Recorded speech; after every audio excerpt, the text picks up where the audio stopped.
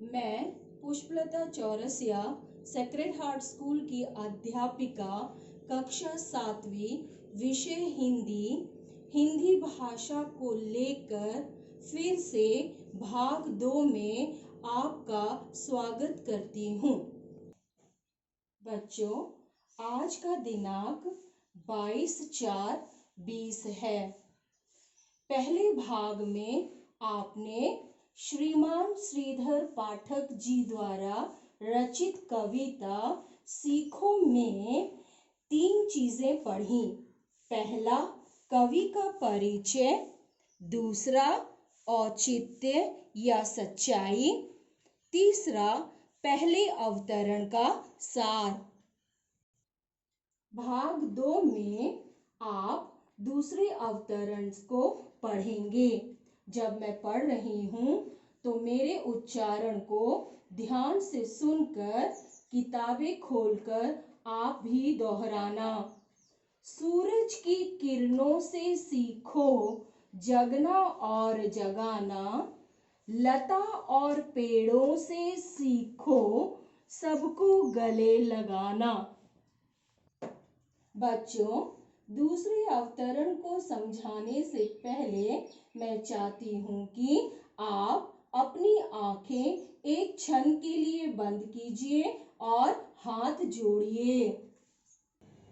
अब आंखें खोलिए और देखिए हकीकत में सूरज की किरणें। सूरज। बच्चों, सूरज को रवि, दिनकर, सूर्य और भास्कर भी कहते हैं। सूरज अड़िग और सकारात्मक दृष्टि के लिए माना जाता है। जब सुबह सूरज उगता है और शाम को सूरज ढलता है तो इसका क्या मतलब होता है? इसका मतलब होता है कि सूरज हमें सकारात्मक दृष्टि से जीने और जिलाने के लिए हमें सिखाता है। वो कहता है कि अब मैं उग गया हूँ तो आप अपने काम के लिए सचेत हो जाइए। और आपने देखा होगा सुबह सुबह कि सभी पक्षियाँ गाने लगती हैं, यानी कि चहचहाने लगती हैं। सभी लोग अपने कामों पर चले जाते हैं। लता। लता का क्या मतलब होता है? जैसे आप इस तस्वीर में देखिए, आपको नजर आएगा कि पतली बेल। लता का मतलब होता है पतली बेल और कोमल शाखाएं। लता और पेड़ों का क्या मतलब होता है बच्चों? तरु और वृक्ष। ये हमें सिखाती हैं कि सबको गले लगाना। गले लगाना एक मुहावरा है। इसका मतलब है स्वीकार करना, प्रेम से आलिंगन करना। इसका मतलब हुआ कि लता और पेड़, अपने पेड़ों से हमें फल मिलता है, लेकिन वो अपना फल खुद नहीं खाते। उन्हें इतना दुख पहुंचता है, लेकिन फिर भी वो आगे बढ़ते जाते हैं और सभी को प्यार से गले लगाते हैं। ऐसे ही आपको अपनी जिंदगी में आगे सभी के साथ प्रेम से बढ़ते जाना है। ये देखिए पेड़, और ये कैसे अपने साथ लताओं को लेकर चल रहा है, गले लगा रहा है और सबको प्रेम के बारे में संकेत दे रहा है। इस अवतरण से संबंधित बच्चों, आपको पर्यायवाची शब्द जानना चाहिए। पहला, सूरज। सूरज, रवि, सूर्य, दिनकर। दूसरा, किरण, रसेम, अंशु, कर। तीसरा, लता, बलरी, बेल। चौथा, पेड़, वृक्ष, विटप, तरु। इस अवतरण से संबंधित कुछ प्रश्नों के उत्तर। सूरज की किरणों से हम क्या सीखते हैं? सूरज की किरणों से हम जगना और जगाना सीखते हैं। मतलब खुद भी काम करते हैं और दूसरों को भी काम के लिए प्रेरित करते हैं। दूसरा प्रश्न, लता और पेड़ों से हम क्या सीखते हैं?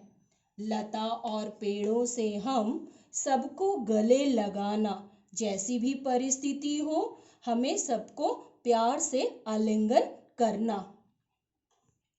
दूसरे अवतरण से आपको क्या प्रेरणा मिलती है?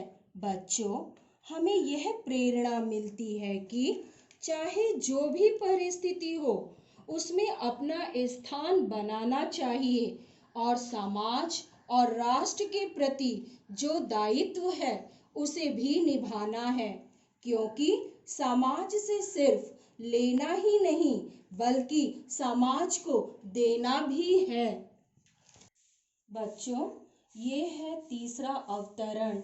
मैं पढ़ रही हूँ और मेरे उच्चारण को आप ध्यान से सुनना। दीपक से सीखो जितना हो सके अंधेरा हरना, पृथ्वी से सीखो जीवों की सच्ची सेवा करना।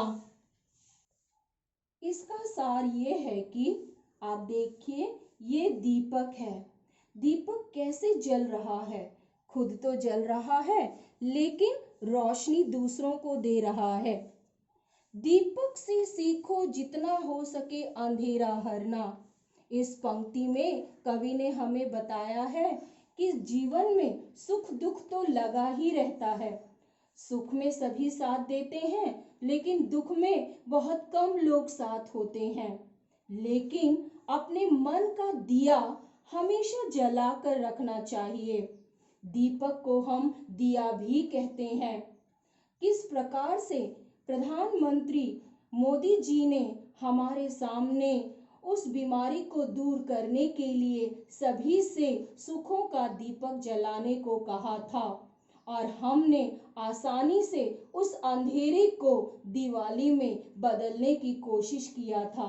इसीलिए जब कभी भी दुख आए तो हमें घबराना नहीं चाहिए, उसका मुकाबला दिए की तरह हमें हमेशा करते रहना चाहिए। पृथ्वी से सीखो, वो देखिए चित्र में पृथ्वी है। पृथ्वी मतलब माँ, भूमि, भू। पृथ्वी सहनशीलता, उदारता, क्षमाशीलता का प्रतीक है।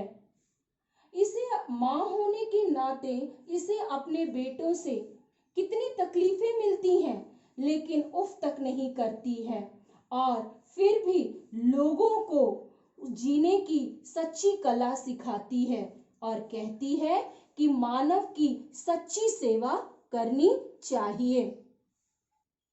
तीसरे अवतरण में बच्चों, मैं आपको विलोम शब्द से अवगत कराती हूँ।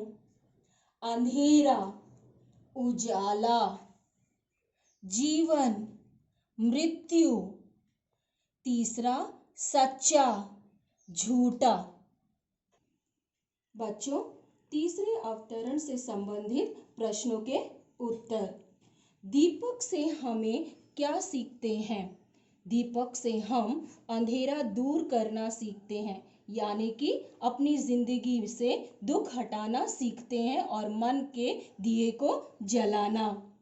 दूसरा प्रश्न, पृथ्वी से हम क्या सीखते हैं?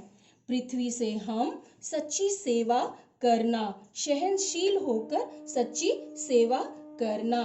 बच्चों, दूसरे अवतरण की प्रेरणा इस प्रकार से है। प्रेरणा इस प्रकार से है कि हमें हमेशा जिंदगी में सुखी का माहौल अपनाना चाहिए। अगर मन में दुख आए तो मन में दिया जलाकर अपने आप को प्रसन्न करना चाहिए और सहनशीलता रखनी चाहिए और अपने को खुद को संतुलित रखने की कला आनी चाहिए। अगर ये सब आपको आती हो तो आप जिंदगी में मानव की सच्ची सेवा कर सकेंगे। ये था तीसरा अवतरण। चौथे और पांचवें अवतरण से मैं आपको पार्ट 3 यानी कि भाग 3 में अवगत कराऊंगी। धन्यवाद।